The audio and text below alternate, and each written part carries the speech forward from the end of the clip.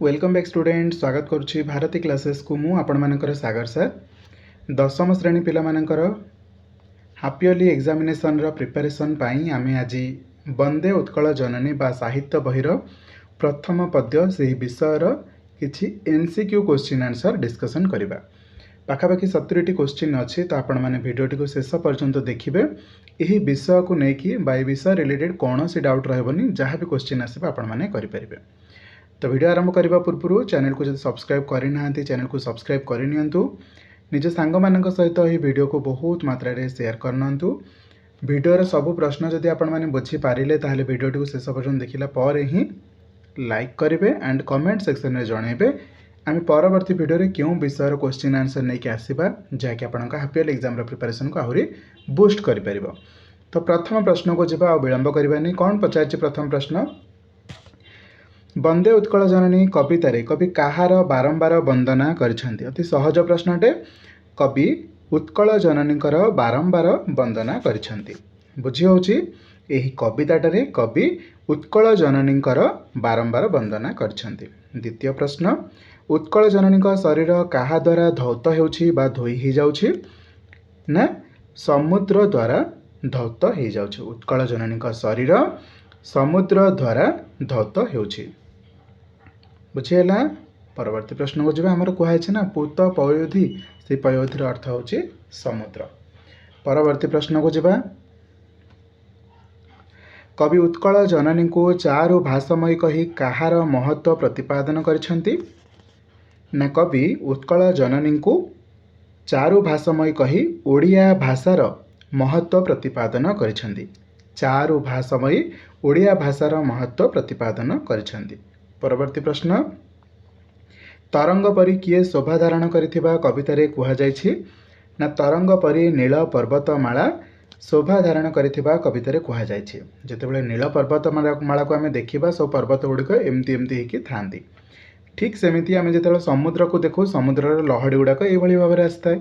तो यही भाबरे तरंग परी बा तरंग माने कौन समुद्रर ढेउ परी किए शोभा धारण करिथाय ना नील पर्वतमाला गुड़िक शोभा धारण करिथाय बोली कवितारे कुहा जायछि। परवर्ती प्रश्न को जिबा 5 नंबर उत्कलर वनभूमि किपरि बोली कवितारे बा पठित कवितारे कुहा जायछि ना उत्कलर वनभूमि घंच बोली पठित कवितारे कुहा जायछि। परवर्ती प्रश्न को जिबा लक्ष्मीकांत महापात्र क्यों कवि भावरे ओडिया साहित्य रे परिचित एटा समस्ती को आसीबो सहज प्रश्न कांत कवि लक्ष्मीकांत महापात्र। ठीक अच्छे। एबे परवर्ती प्रश्न को चलंतु।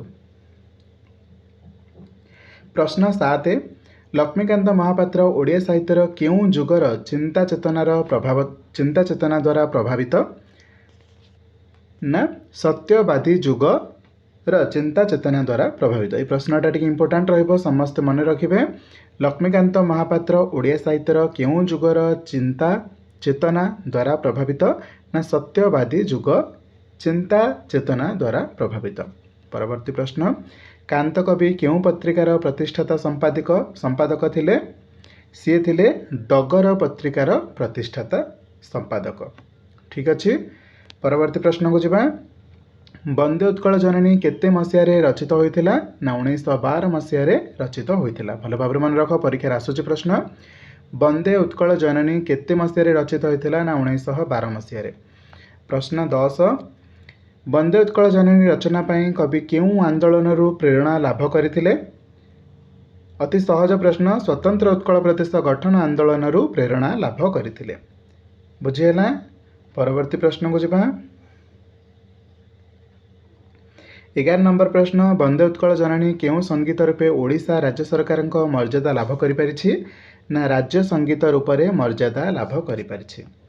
प्रश्न 12 जाति प्रेम बन्ही प्रज्वलित करी स्वार्थमेध यज्ञ व्यक्तिगत स्वार्थ को आहुति दे जातिर कल्याण पाई उत्कल सम्मिलनी माध्यम समस्ते आगे आसवाक किए आह्वान देइथिले ना मधुसूदन दास आह्वान देइथिले।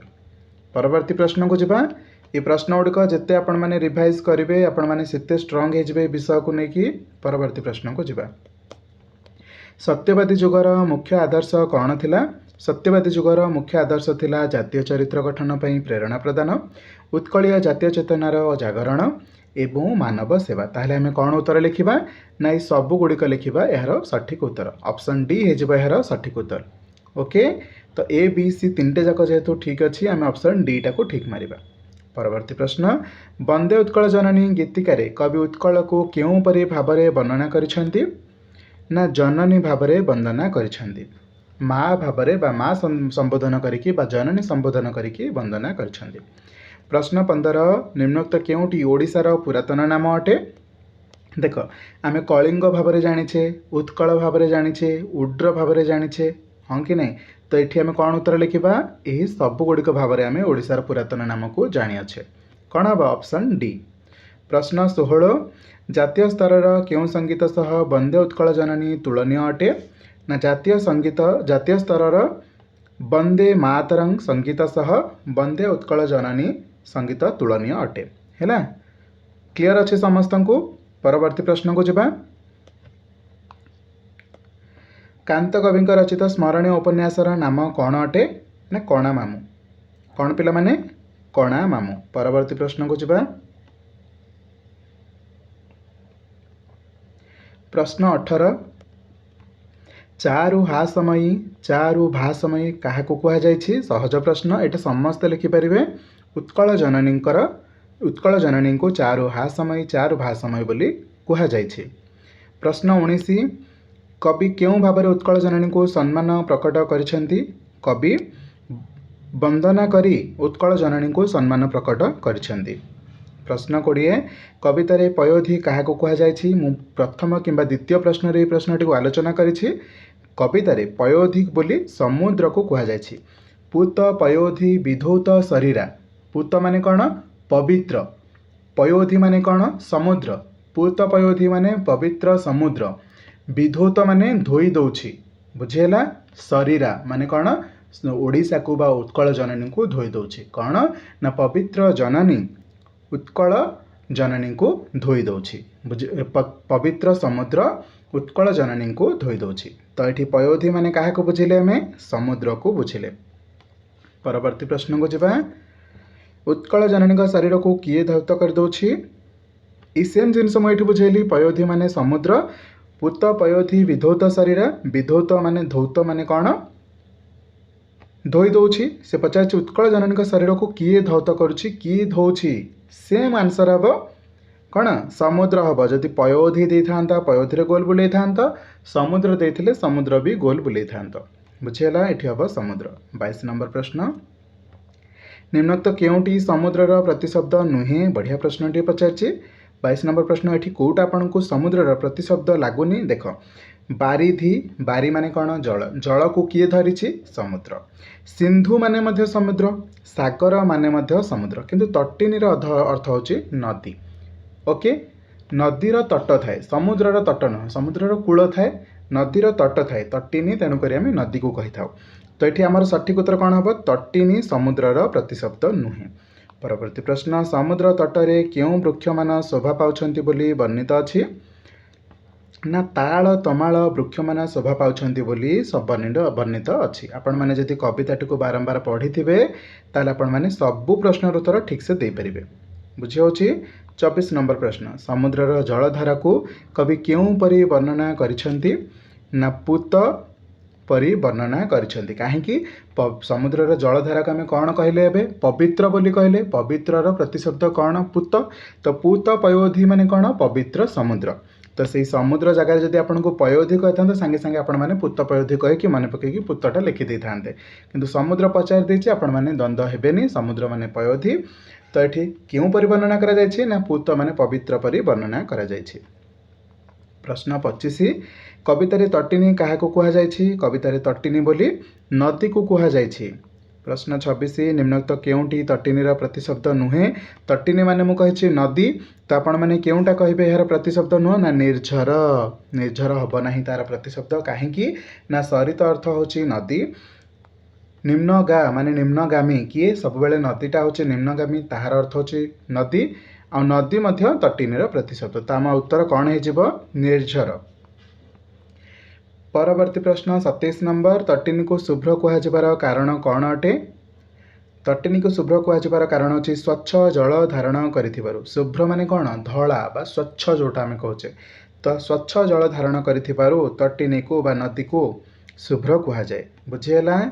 परवर्ती प्रश्न को जीवा आपण को मोर अनुरोध विषयटा को आसवा पूर्व क्वेश्चन आंसर को आसवा पूर्व कविताटा को थरे दुईथर पढ़ी दिंतु सब शब्द सहित आपण मैंने आक्वेंटेड हो जातु देखिए कौन से गोटे प्रश्न आपंकर भूल हेनी। 28 नंबर प्रश्न उत्कल माता नदी तटर क्यों प्रकार पवन रे उल्लसित अटंती ना शीतल पवन रे उल्लसित अटंती। प्रश्न 29 उत्कल भूमिर परिवेश कहार कलरवरे मुखरित अटे ना पक्षी मानकर कलरवरे मुखरित अटे।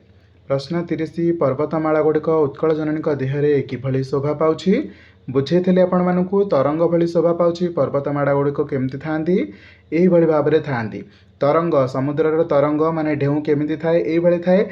तो प्रश्न पचाछि पर्वतमाला गुड़िक उत्कल जननी देहरे केमिति शोभा पाती ना तरंग भली शोभा पाती।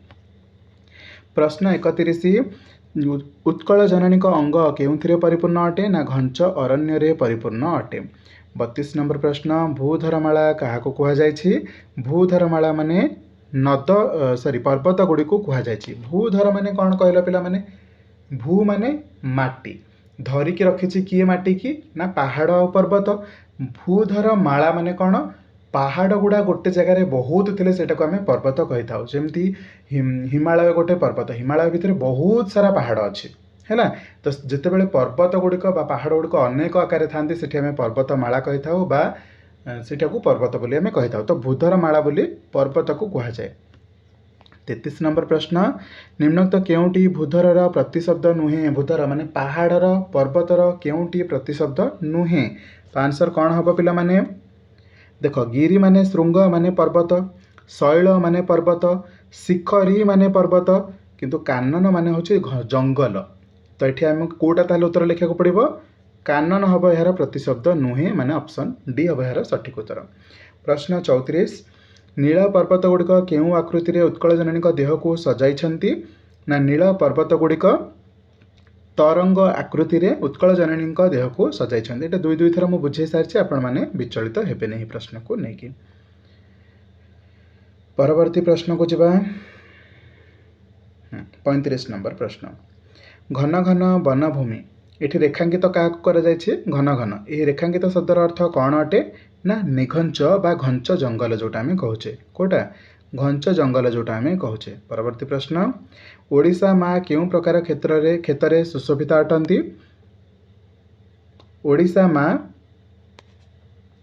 क्यों प्रकार क्षेत्र सुशोभित अटंती ना धान क्षेत्र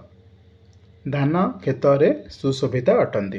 परवर्ती प्रश्न को जीवा उत्कल जननी चक्षु केउं आलोक उज्ज्वल अटे ना ज्ञान विज्ञान आलोक उज्ज्वल अटे। उत्कल जननी दुईटी आखि को गोटे ज्ञान बोली संबोधन करा जायछि गोटे विज्ञान बोली संबोधन करा जायछि तो ज्ञान विज्ञान हम सठिक उत्तर। परवर्ती प्रश्न केउं मानक कुटीर जोगु उत्कल जननी पवित्र अटे ना जोगी ऋषि मानक कुटीर जोगु उत्कल जननी पवित्र अटे। परवर्ती प्रश्न उट्टज शब्दर अर्थ कौन अटे उट्टज शब्दर अर्थ होछि कुड़िया कौन पिला माने मुनि ऋषि माने जो गृह गुड़िक रुहंती से गुटा को कुड़िया कह जाए बा उट्टज कह जाए है ये कवितार यहाँ वर्णना करा जायछि ऑलरेडी। 40 नंबर प्रश्न धार्मिक और आध्यात्मिक परंपरार मुख साक्षी रूपे उत्कल भूमि रे कौन शोभा पाउछि मंदिर गुड़िक शोभा पाउछि। परवर्ती प्रश्न को जीवा 41 नंबर ओडिशार पवित्र मूल गुड़ी को कौन बोली कह जायछि ना तीर्थ बोली कह जायछि। उत्कल जननी बेश केउथिरे शोभा पाउछि उत्कल जननी बेश नदीर स्वच्छ जल शोभा नदीर स्वच्छ जल हेनी चारु कलारे शोभा पाउछि उत्कल जननी बेश चारु कलारे शोभा पाउछि।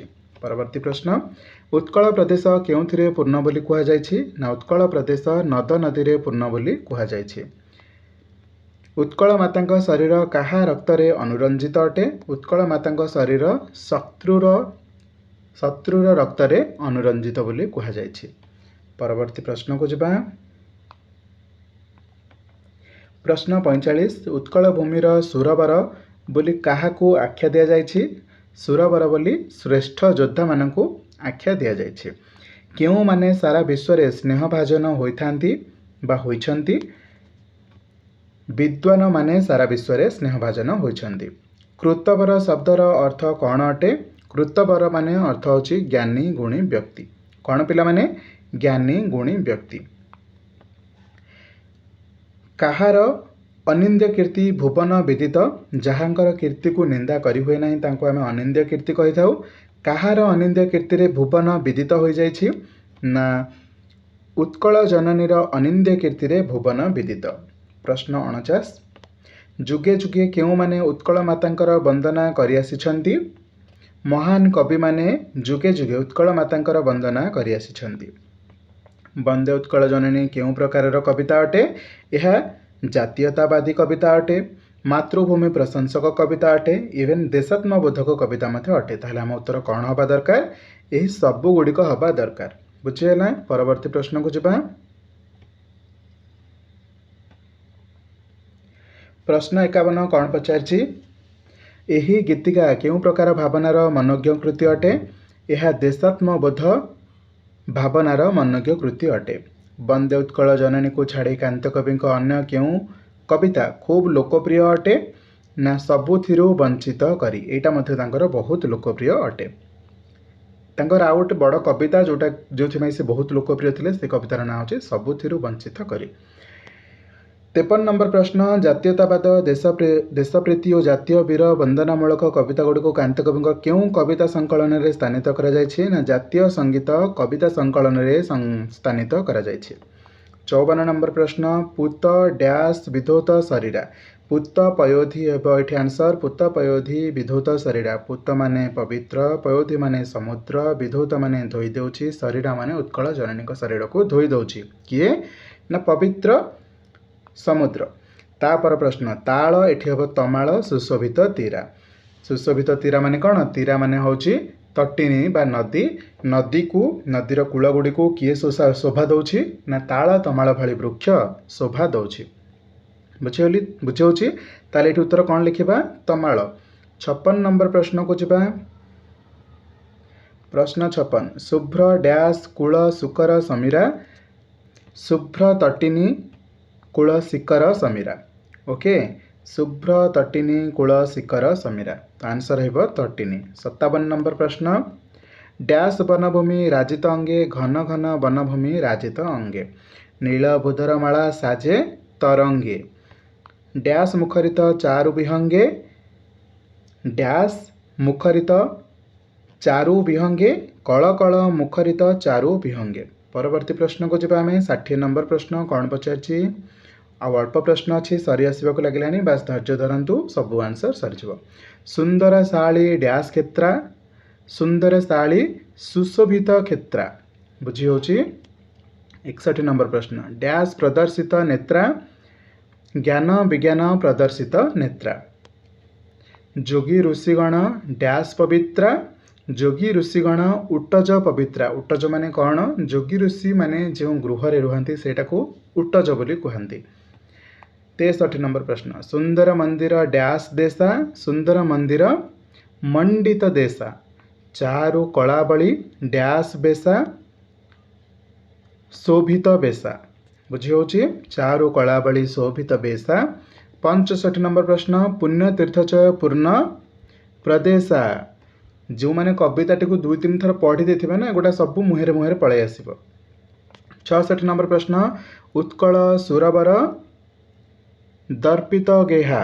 66 ନମ୍ବର ପ୍ରଶ୍ନର ଉତ୍ତର କ'ଣ ହେବ? ଅପସନ୍ ଡି, ଉତ୍କଳ ସୁରବର ଦର୍ପିତ ଗେହା। ପରବର୍ତ୍ତୀ ପ୍ରଶ୍ନ। 67 ନମ୍ବର ପ୍ରଶ୍ନ। ଅରିକୁଳ ଶୋଣିତ ଡ୍ୟାସ୍ ଦେହା। ଅରିକୁଳ ଶୋଣିତ ଚର୍ଚ୍ଚିତ ଦେହା। 68 ନମ୍ବର ପ୍ରଶ୍ନ। ଡ୍ୟାସ୍ କୃତବର ସ୍ନେହା। ଡ୍ୟାସ୍ କୃତବର ସ୍ନେହା ବିଶ୍ୱ ଭୂମଣ୍ଡଳ କୃତବର ସ୍ନେହା। କବି କୁଳମୌଳି ଡ୍ୟାସ୍ ବନ୍ଦ୍ୟା। କବି କୁଳମୌଳି ସୁନନ୍ଦନ ବନ୍ଦ୍ୟା। 70 ନମ୍ବର ପ୍ରଶ୍ନ। ଭୁବନ ଡ୍ୟାସ୍ କୀର୍ତ୍ତି ଅନିନ୍ଦ୍ୟା। ଭୁବନ ବିଘୋଷିତ କୀର୍ତ୍ତି ଅନିନ୍ଦ୍ୟା। 71 ନମ୍ବର ପ୍ରଶ୍ନ। ଧନ୍ୟେ ପୁଣ୍ୟେ ଚିର ଶରଣ୍ୟେ। ତ ଏଠି ଆମେ ଲେଖିବା ଆନ୍ସର କ'ଣ? ଧନ୍ୟେ ପୁଣ୍ୟେ ଚିର ଶରଣ୍ୟେ। तो यही भाव में आम मैंने टोटाल 71टा प्रश्न उत्तर आलोचना कले जोड़ा सबकि आमर थिला MCQ पैटर्न रे। मोर विश्वास आपण मैंने भिडियोटी को कम्प्लीटली बुझीपारे जहाँ भी मो द्वारा चेष्टा थिला बेस्ट दबाको मु देबाको चेष्टा करछि। आशा करछि भिडियो रे आपण मानकु बहुत किछि जिनस रिवाइज हो जाइथिबो। जदि भिडियोटी भल लागिछि तो निश्चित भाव चैनल को सब्सक्राइब करेंगे, आम सहित जोड़ी होकर रहिबे। अन्य सांग मानकु जोड़िबा को चाहूतिले चैनल को शेयर करंतु, बहुत मात्रा रे वीडियो को शेयर करंतु। एंड हाँ, वीडियो सत्य जदि भल लागिछि लाइक करेंगे, कमेंट सेक्शन में जनइबे यार परवर्ती वीडियो आम क्यों विषय रिविजन नहीं कि आसीबा, MCQ क्वेश्चन नहीं कि आसीबा के लॉन्ग क्वेश्चन नहीं कि आसीबा, जहाँ आपण मैंने कहिबे आपन एग्जाम प्रिपरेशन को टिके बूस्ट करबा पे जहाँ भी आपनकर पढ़िबार अछि कमेंट सेक्शन में जनइबे। देखा परवर्ती वीडियो रे। थैंक यू सो मच पिला माने रहिली वीडियो को शेष पर्यंत देखिथिबारु बहुत बहुत धन्यवाद। जय जगन्नाथ।